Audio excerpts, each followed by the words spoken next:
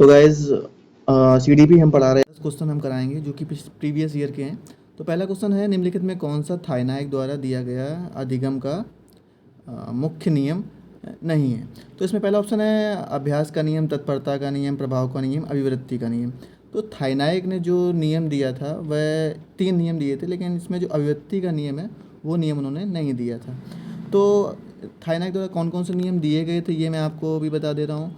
थाइनाइक द्वारा सिर्फ ये 3 नियम दिए गए थे और ये जो अभिवृत्ति का नियम है ये नहीं दिया गया था। ठीक है, तो अब हम चलते हैं नेक्स्ट सेकंड क्वेश्चन पे। और सेकंड क्वेश्चन क्या कहता है हमारा, कोहलर तथा कोफका के अनुसार सीखना होता है।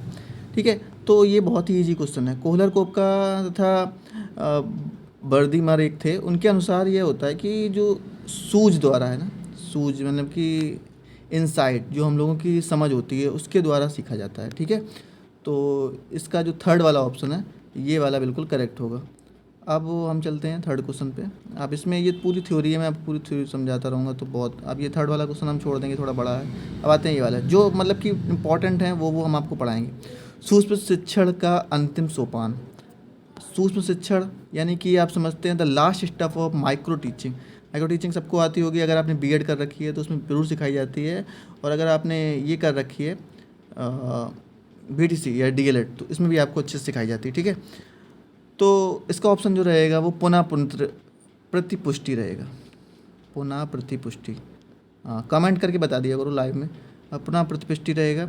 क्या होता है, सूक्ष्म शिक्षण का अंतिम सोपान जो है पुनः प्रतिपुष्टि होता है। सामान्य सूक्ष्म शिक्षा के 6 चरण होते हैं, टोटल चरण होते हैं 6 चरण में अगर हम आपको बात करें कि पहला चरण होता है पाठ योजना, उसके बाद शिक्षण, फिर प्रतिपुष्टि, फिर पुनः योजना, फिर पुनः शिक्षण, फिर पुनः प्रतिपुष्टि, ये टोटल आते हैं। अब इसकी हम तहत बात करते हैं आगे क्वेश्चन की। ठीक है, बहुत दिनों बाद क्लास ली जा रही है। अब 8 वाले पे आते हैं। इसका ऑप्शन आप मुझे बताएंगे। क्वेश्चन पढ़ लीजिएगा। गिल्फ बोर्ड के अनुसार अपसारी चिंतन की आवश्यक है। ठीक है, तो इसका ऑप्शन जो रहेगा वह आपका रहेगा बी, क्योंकि विचार प्रवाह जो होता है वह गिल्फ बोर्ड के अनुसार अपसारी चिंतन में आवश्यक होता है, और श्रेणीकरण और अंकगणितीय तर्क और एक समाधान ये उसमें नहीं होता है। ठीक है, तो इसका ऑप्शन आप लगा लीजिएगा, ठीक है, बी वाला। और अब हम चलते हैं, डीपली क्लास पढ़नी है तो डीपली पढ़ा देंगे। ये 3rd नंबर वाला, कौन से कारक अधिगम को प्रभावित करते हैं। अब अधिगम तो आपने सबने पढ़ा ही है, तो इसका बताएंगे कि पर्सनल व्यक्तिगत कारण करता है या वातावरण वाला करता है या सामाजिक करता है। तो सब देखो, अधिगम यानी कि शिक्षा, लर्निंग जो हम सीखते हैं उसमें व्यक्तिगत कारण भी हमें प्रभावित करता है, वातावरण जैसे कि कॉलेज कैसा, स्कूल कैसा, उसका वातावरण भी प्रभावित करता है, और समाज। तो तीनों चीज़ें कारण प्रभावित करते। बहुत ईजी क्वेश्चन था, तो इसमें आप लोग ये लगा सकते हैं उपयुक्त सभी। इसमें कुछ नहीं जानना है कि मतलब थोड़ा सा दिमाग तो आपको लगाना ही पड़ेगा।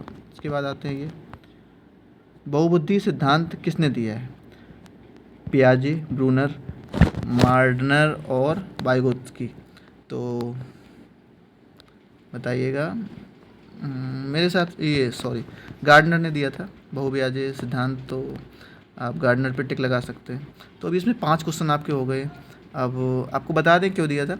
बहुबुद्धि का सिद्धांत जो है गार्डनर द्वारा प्रतिपादित किया गया था, और इस सिद्धांत के अनुसार बुद्धि विभिन्न कारकों को मिश्रण है, जिनमें अनेक योग्यताएं निहित होती हैं। किसी भी मानसिक कार्य या विभिन्न कारक मिलकर एक साथ कार्य करते हैं, जैसे बहुत सारे लोग मिलकर कार्य करते हैं, तो वहाँ पे बहुबुद्धि का काम होता है। ठीक है, जैसे किसी हॉस्पिटल हो गया या कोई बिल्डिंग बन रही है तो उसमें सब बहुबुद्धि लगी होती है। स्पीयर ने कहा है, स्पीयरमैन ने क्या कहा है, चलो, बुद्धि का द्विकारक सिद्धांत है, नहीं बिल्कुल नहीं, ये नहीं कहा है इन्होंने। और कौन सा है, बुद्धि का समूह कारक सिद्धांत है, नहीं ये भी नहीं कहा है। एक मिनट, बुद्धि का बहुकारक सिद्धांत, बुद्धि का द्विकारक सिद्धांत, ये वाला सही है। बुद्धि का द्विकारक सिद्धांत ये बिल्कुल कहा है। अब बुद्धि का प्रक्रिया उन्मुखी होती है, ये नहीं कहा। आपके 6 क्वेश्चन हो गए हैं। अब देखिए, बुद्धि का द्विकारक विकास सिद्धांत जो है, सामान्य और विशिष्ट 2 होते हैं इसमें, द्विकारक। ठीक है, 2 कारक होते हैं, एक सामान्य होता है, एक विशिष्ट। किसी की बुद्धि सामान्य होती है और कोई बच्चा जो है वो थोड़ा विशिष्ट होता है। छोटे में आपने देखा, कोई बच्चा होशियार होता है, कोई कमज़ोर होता है, तो ये कारण होते हैं उसके। ठीक है, अब शिक्षण कार्य में सम्मिलित है, शिक्षण कार्य में कौन कौन सम्मिलित है बताइए भाई। मूल्यांकन कार्य, उपचारात्मक कार्य, निदान प्रकार सभी काम शिक्षण कार्य में ही सम्मिलित होते हैं, इसमें कुछ था नहीं क्वेश्चन में, ठीक है। शिक्षण तो सभी में होता है। अब आ जाइएगा आप, शिक्षण कम प्रभावी होगा जब शिक्षक एकाधिवादी होगा, विद्यार्थी निष्क्रिय रहेंगे, केवल लिखने पर बल हो, उपयुक्त सभी। अब इसमें क्या है, केवल अगर आपका लिखने पे बल होगा तो भी नहीं बनेगी बात, और अगर आपका शिक्षण एकाधिकारी तो भी, मतलब इसका भी डी ऑप्शन है, क्योंकि इसमें जो सभी अगर बच्चे होंगे तो बनेगा, ठीक है। तो आज की क्लास में मैंने 7-8 क्वेश्चन कराए हैं आपके, और अगर आपको डीपली में पढ़ना है फ्री, हम आपका यूपी टेट प्राइमरी और जूनियर पढ़ा रहे हैं, फ्री पढ़ना है, पढ़ा नहीं रहे हैं, प्रीवियस ईयर के क्वेश्चन हैं वो सॉल्व कराएंगे, और कुछ नए जो नोट्स हैं वो कराएंगे। तो आप चैनल को सब्सक्राइब करो, कमेंट करके बताओ किस चीज़ की क्लास आपको लेनी है, और कल से प्रॉपर आपके 25-25 क्वेश्चन कराएंगे, शॉर्ट क्लास रहा करेगी, तो आप इसमें एक पावर नैप की तरीके से आप ये क्लास हमारी ले सकते हैं।